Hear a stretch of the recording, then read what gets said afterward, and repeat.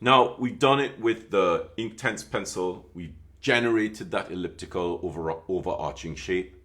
And let's see how that affects the writing of the script. Now, one of the things that came out of the first daily practice with the Copperplate Script minuscules is something that I had never really paid attention to. And that is the practice of the writing of the letters is not the same as the use of the letters when one is writing. Now that I've confused you, let's look at how this works. So I have a basic underlying structure for the minuscules based on my training wheels. So we know that the training wheels have a half parallelogram and a whole parallelogram. Now, as you follow this along, you would have gotten to the point where you realized from me talking it through and showing it to you that it's not just a half and a whole.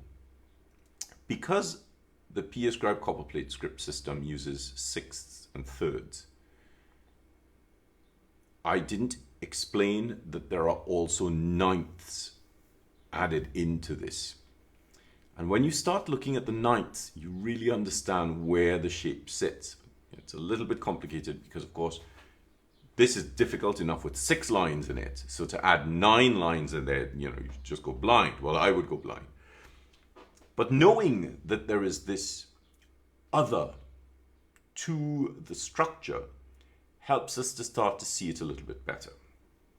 Now, the training wheels give you this very specific rigid structure. We know we can go from a half to a whole. When we add the ninths, we start to see that lateral width spreading and flexing a little bit. Those monoline pencil shapes are not the same shapes you're going to use when you're writing text. So over the last couple sessions, I've seen that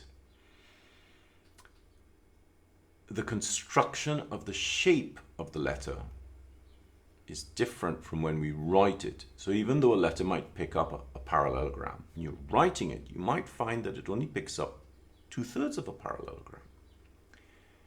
And so we have to start to become a little bit more flexible with the way that we approach the writing.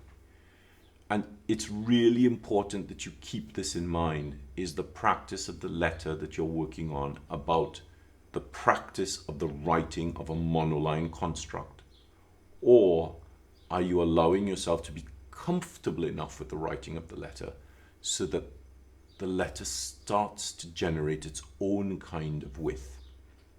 Now, because you're going up on the 55 and you're coming down on the 55, you will always have stability and accuracy and consistency in the letters.